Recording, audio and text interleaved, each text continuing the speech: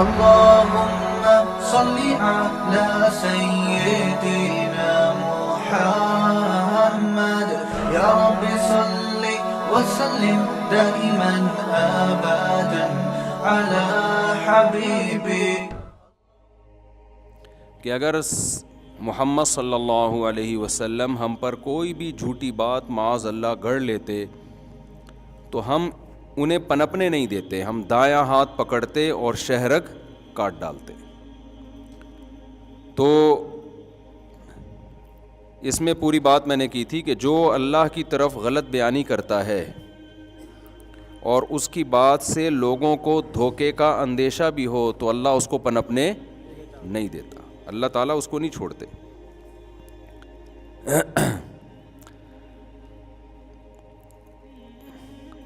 تو اس میں دیکھیں قرآن مجید کی جو آیات ہیں نا، ان میں ایک واقعہ بیان ہوتا ہے، لیکن اس واقعے کے ضمن میں ایک اصول اور ضابطہ بیان ہو رہا ہوتا ہے. تو واقعہ تو اللہ نے یہ بیان کیا کہ نبی صلی اللہ علیہ وسلم ایسا نہیں کر سکتے، ہم اگر کریں گے تو ہم کرنے نہیں دیں گے. لیکن اس سے ہمیں اصول کیا پتہ چلتا ہے کہ اللہ تعالیٰ باطل چیز کو جس پر لیبل اچھا لگا ہوا ہو، اللہ اس باطل کو زیادہ عرصے چلنے نہیں دیتے، اس کو وہ دنیا کے سامنے ایکسپوز ہو جاتا ہے، نمایاں ہو جاتا ہے.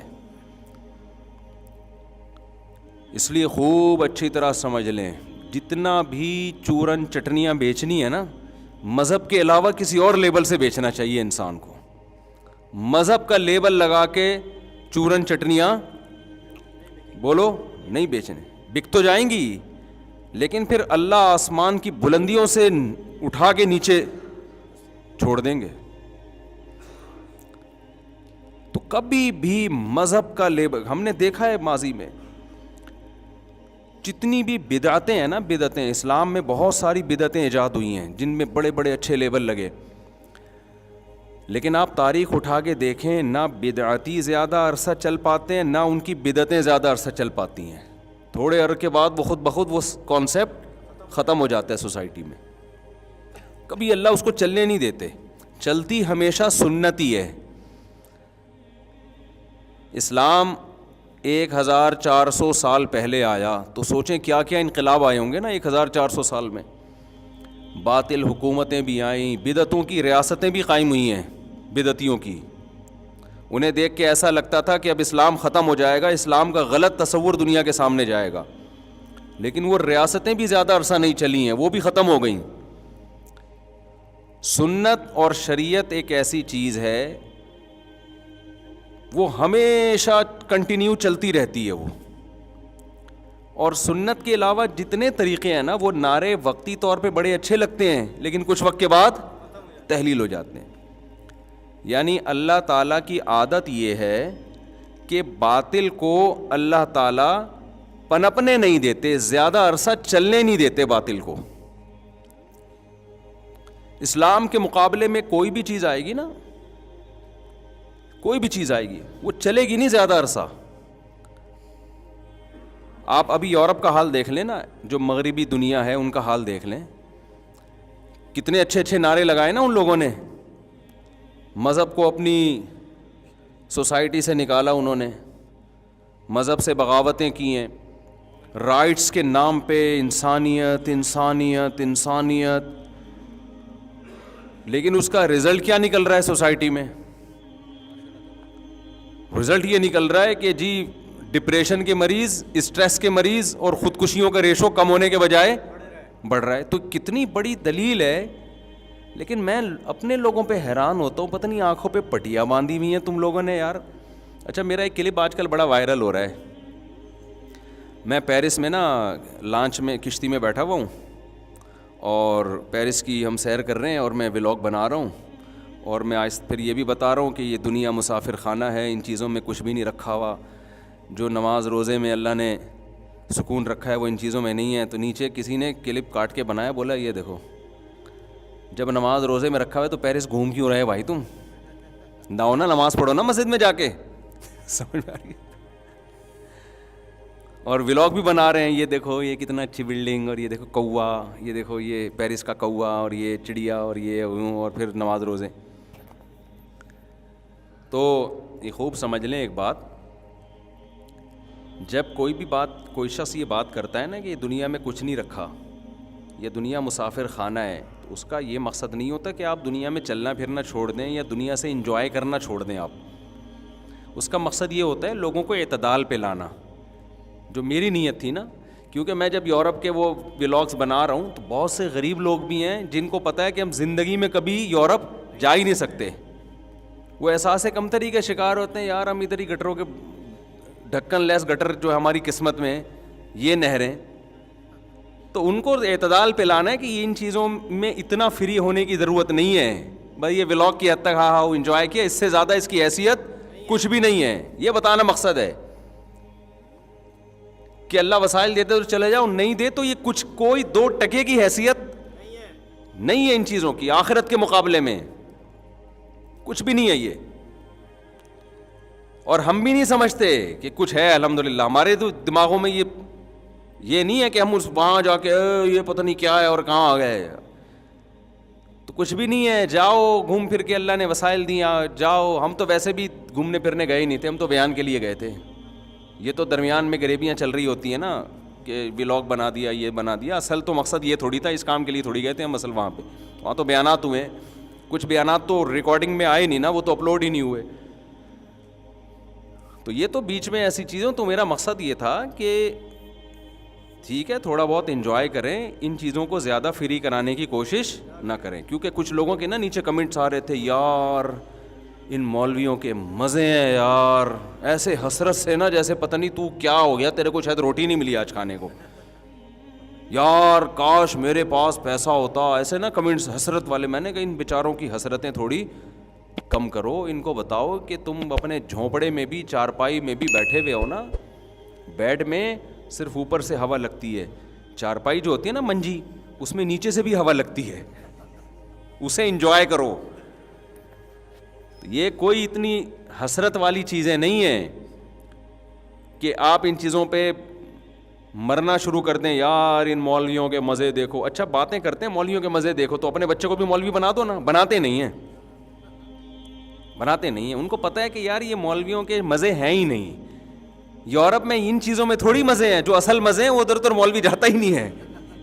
اصل تو وہاں کے نائٹ کلب ہے, شراب کباب اور گرل فرینڈ اور یہ سب سیٹنگ ہے وہاں پہ. جو عیاشی کے لیے جاتے ہیں وہ تو ان کاموں میں پھنستے ہیں جا کے. یہ کیا ہے کہ آپ فیری اس میں بیٹھے ہوئے ہیں, وہ کیا یار کروز میں بیٹھے ہوئے ہیں آپ, اور کشتی میں جا رہے ہیں اور ولاگ بنا رہے ہیں. میں کیا ہے, کچھ بھی نہیں ہے.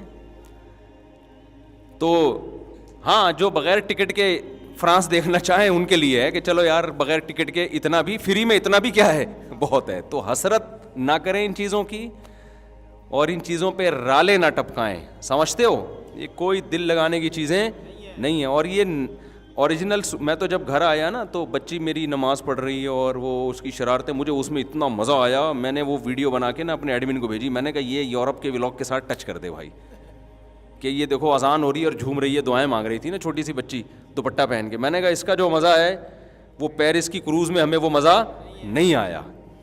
تو یہ تو گھریلو لائف اور یہ بچے اور فیملی, یہ جو بقرعید کی جو بچڑا ہے, پھر ہم نے گائے خریدی آتے ہی, اس کا مزہ ایسا آیا آپ کو کیا بتاؤں میں. اور ابھی وہ دودھ نہیں دے رہی, اس کی ٹینشن, پھر جب دے گی تو وہ مزہ. تو خیر یہ زیادہ ہو گئی, لیکن یہ کہ ہر آدمی کا اپنے حساب سے ہوتا ہے. تو مقصد میرا یہ تھا کہ یہ چیزیں دل لگانے کی نہیں ہے. لیکن کچھ لوگوں نے بڑا طنز کیا اس کے اوپر, دیکھو خود تو گھوم رہے ہیں اور کہہ رہے ہیں کہ اچھا. وہاں میں نے یورپ میں کچھ لوگوں کے انٹرویو بھی لیے. وہ کہہ رہے ہیں, بعض لوگ تو کہہ رہے ہیں آؤ, زیادہ تر کہہ رہے تھے نہیں آؤ پاکستان میں اگر اچھا کما رہے ہو. تو وہاں بھی لوگوں نے طنز کی, پھر خود کیوں گئے ہوئے ہو, دوسروں کو منع کر رہے ہو, خود یعنی مزے اڑا رہے ہو, اور ہمیں یہ ڈھکن لیس گٹروں میں رکھا ہوا ہے تم لوگوں نے. تو بھائی وہ جا کے بتا رہا ہے کہ ہم تو پھنس گئے ہیں, یہ نا جو ہم سمجھتے تھے وہ نہیں ہے جیسا تم سمجھ رہے ہو.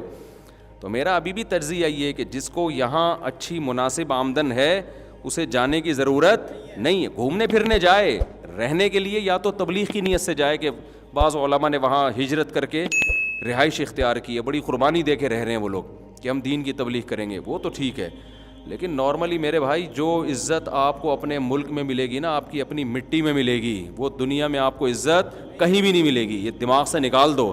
آپ اپنے آپ کو اجنبی محسوس کرو گے. جو بدماشی ہماری یہاں ہے نا، ایسے سینہ تان کے چلتے ہیں، اور جو اپنا وطن چھوڑنا آسان تھوڑی ہوتا ہے. نبی صلی اللہ علیہ وسلم نے اللہ کے لیے قربانی دی، مکہ چھوڑا، کتنے غمزدہ ہوئے آپ، حالانکہ وہ اللہ کے حکم پہ اور اس پہ کتنی بشارتیں، اس کے باوجود بھی آپ صلی اللہ علیہ وسلم خوش نہیں تھے، غمزدہ تھے. انسان جہاں طویل عرصہ گزارتا ہے، اس کے کلچر، اس کے کھانے، اس کا رہن سہن، وہ اسٹائل ہی الگ ہے بھائی. تو خیر، کوئی مجبوری میں گیا ہوا ہو، پڑھائی کے لیے گیا ہوا ہو، یا یہاں گزارے لائق ہی اس کو پیسے نہیں مل رہے، تو پھر تو ایک مجبوری ہے، مجبوری کے حکام الگ ہوتے ہیں. تو میں نے سوچا تھا کسی بیان میں اس کی تصحیح کروں گا کہ لوگ کہہ رہے ہیں کہ ولاگ میں تو یہ بنا رہے ہیں ماشاءاللہ فرانس، اور کہہ رہے ہیں دنیا مسافر خانہ ہے، تہجد پڑھو، ٹھیک ہے نا. ٹھیک ہے. تو میں یہ عرض کر رہا تھا کہ باطل کبھی بھی زیادہ عرصہ چلتا نہیں، یہ اللہ کی عادت ہے. حضرت مفتی تقی عثمانی صاحب دامت برکاتہم، ایک دفعہ انہوں نے ایک بیان میں ایک بڑی زبردست بات کی کہ ہم لوگ جو باطل سے بہت زیادہ پریشان ہو جاتے ہیں نا، ٹینشن میں کہ غلط چیزیں سوسائٹی میں آ رہی ہیں اور اسلام میں جو غلط فرقے بھی پیدا ہو رہے ہیں، تو حضرت نے فرمایا کہ اس کی زیادہ ٹینشن نہ لیا کریں.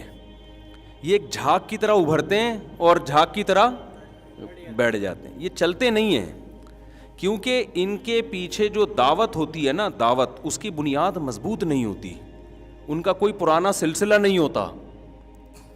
دیکھیں جتنے بھی اہل حق ہیں نا، آپ کسی بھی اہل حق کے پاس بیٹھیں گے نا، اس کا ایک پورا ایک روحانی پیچھے شجرہ نسب ہوگا، ایک بیک گراؤنڈ ہوگا اس کے کوئی استاذ ہوں گے، پھر ان کے ہزاروں استاذ ہوں گے، ہزاروں کے پیچھے ہزاروں ہیں، ہزاروں کے پیچھے ہزاروں ہیں، پورا یہ تاریخی سلسلہ رسول اللہ صلی اللہ علیہ وسلم تک پہنچے گا.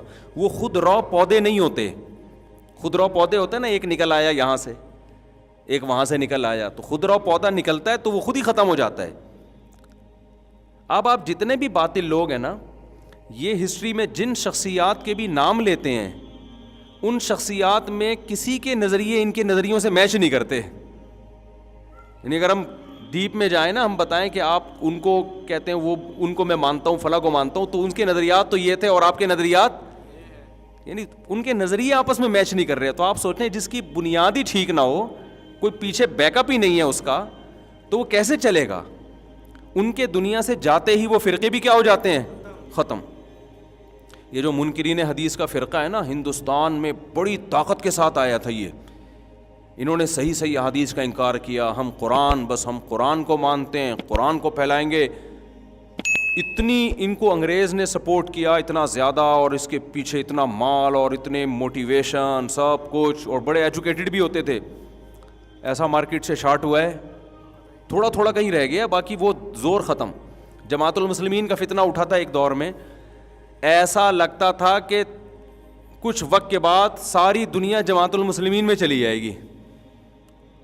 بظاہر نا ہر بات قرآن سے حدیث سے، قرآن سے حدیث سے، قرآن سے حدیث سے، لیکن ان کی اسپیچز کو سننے کے بعد ایسا لگتا تھا یہ صحیح ہیں، باقی سارے غلط ہیں. تو ہمیں یاد ہے آج سے 15-16 سال پہلے، اب جماعت المسلمین کا کوئی نام لینے والا بھی ہمیں نظر، وہ پتہ نہیں کہاں گئے بھائی. آپس میں اتنے لڑائیاں، اتنے اختلافات، کیونکہ جب ایک چیز کی بیس ہی ٹھیک نہیں ہے تو اگلا پھر اس سے ایک اسٹیپ آگے جاتا ہے، اس سے اگلا، اس سے ایک اسٹیپ آگے. تو خوب سمجھ لیں، حق اور باطل کا ایک بہت اہم معیار یہ ہے کہ کوئی بھی ایسی تحریک جس میں جانے کے بعد آپ کو یہ لگے کہ صرف یہ ٹھیک ہیں باقی سارے غلط ہیں، تو میں آپ کو ایک نسخہ دے کے جا رہا ہوں، ایک اصول اور ضابطہ بتا کے جا رہا ہوں.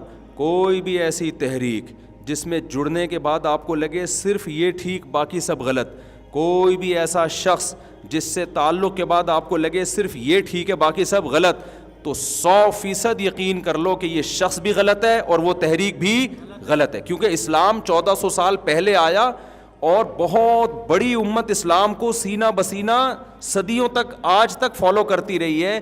اس میں یہ کہیں بھی ڈسکنیکٹ نہیں ہوا یہ سلسلہ. اگر غلط لوگ آئے تو اچھے لوگ بھی بہت رہے ہیں ہمیشہ. کچھ غلط ہیں تو بہت سارے اچھے بھی ہیں، ایسا نہیں ہے کہ سارے غلط ہو جائیں. بات آ رہی ہے سمجھ میں؟ مثال کے طور پر ہم جب کوئی فتویٰ دیتے ہیں نا, ہمارے دینی مدرسوں میں جب کوئی سوال آتا ہے, ہم جب فتویٰ دیتے ہیں نا, تو آپ کا کیا خیال ہے وہ سوال پہلی دفعہ آیا ہوگا؟ وہ سوال صحابہ سے بھی پوچھا گیا ہوگا, تابعین سے بھی پوچھا گیا ہوگا, تبع تابعین سے بھی پوچھا گیا ہوگا, پھر ان کے شاگردوں سے بھی.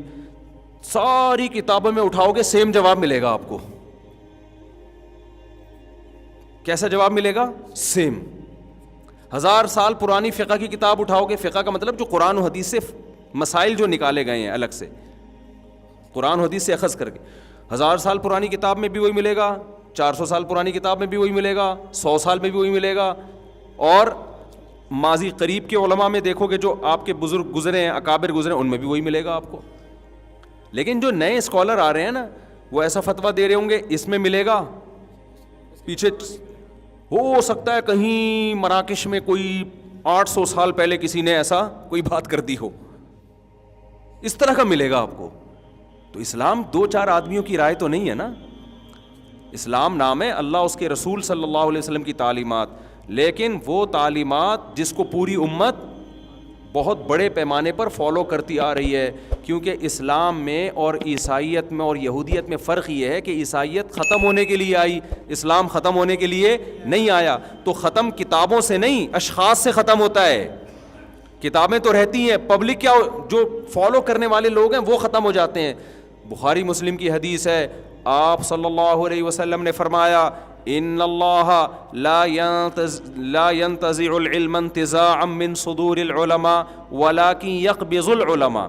جب اللہ دنیا سے علم کو اٹھائیں گے نا, دین کا علم, تو اللہ تعالیٰ ایسا نہیں کریں گے کہ علماء کے سینوں سے علم ختم کر دیں گے, بلکہ علماء کو اٹھانا شروع کر دیں گے. اتنی بڑی تعداد میں علماء ہوں گے نا, وہ آہستہ آہستہ قرب قیامت میں ایسا ہوگا, وہ علماء ختم ہونا شروع ہو جائیں گے. تو قرب قیامت میں کیا ہوگا, جب علماء ختم ہوں گے تو لوگ جاہلوں سے مسائل پوچھنا شروع کر دیں گے, ان کو اپنا سردار بنا لیں گے. یعنی اس سے یہ بھی پتہ چلتا ہے کہ جو عام پبلک ہے وہ فالو شخصیت ہی کو کرتی ہے, علماء نہیں ہے تو پھر کسی غیر عالم کو فالو کرنا شروع کریں گے. وہ لیبل یہ لگائیں گے کہ ہم قرآن و حدیث کو فالو کر رہے ہیں, حالانکہ آپ فالو کس کو کر رہے ہیں؟ قرآن حدیث کی وہ تحقیق جو اس شخص کی تحقیق ہے, جس سے دوسرے لوگ متفق نہیں ہیں. تو آپ اس شخص کی تحقیق کو فالو کر رہے ہو اور لیبل یہ لگاؤ گے کہ میں شخصیت پرست نہیں ہوں. تو یہ ہمیں یہ حدیث جو ہے نا اس زمانے میں بالکل واضح طور پہ نظر آ رہی ہے. تو اس لیے میرے بھائی, امت میں اتحاد کا مطلب کیا ہے کہ صدیوں سے جو اسلام چلا آ رہا ہے وہی ٹھیک ہے. اس کے علاوہ کوئی اور آپ کے سامنے اسلام پیش کرنے کی کوشش کرتا ہے تو وہ اس کی اپنی تحقیق ہے, وہ قرآن و سنت میں تحریف کر رہا ہے, لیکن آپ کے پاس علم نہیں ہے تو آپ کو اس کی تحریف کا پتہ نہیں چل رہا. تو یہ اصول ہمیشہ یاد رہے گا.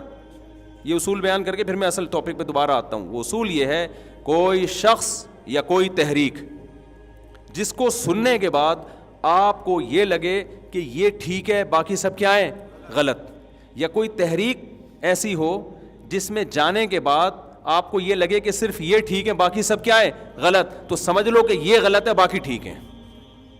اب باقی کا مطلب یہ نہیں کہ باقی میں بھی سب ٹھیک ہیں, باقیوں میں بہت سے ٹھیک بھی ہیں, بہت سے کیا ہیں غلط ہیں, لیکن جہاں بہت سارے غلط ہیں بہت سارے ٹھیک بھی ہیں. تو شخصیت کی طرف یا کسی خاص تحریک کی طرف آپ آج کل جائیں نا کالج, میرے تو اب یونیورسٹی میں جانا بھی بہت ہو رہا ہے. یونیورسٹی میں ایسی تحریکیں چل رہی ہیں آپ کو لگے گا کہ صرف یہی ٹھیک ہیں باقی کون ہے. ان کی بحث ہی یہاں سے شروع ہوتی ہے کہ یار یہ سب لوگ تمہیں بیوقوف بنا رہے ہیں, یہ سب تمہیں غلط ٹریک پہ لے کے جا رہے ہیں. بھائی ایسا نہیں ہے. مفتی طارق مسعود صاحب کے بیانات سننے کے لیے youtube.com/مفتی طارق مسعود کو سبسکرائب کریں, اور اگر آپ لائیو ویڈیو کو کبھی بھی مس نہیں کرنا چاہتے ہیں تو سبسکرائب کرنے کے بعد بیل آئیکن پہ کلک کرنا مت بھولیں. جزاک اللہ.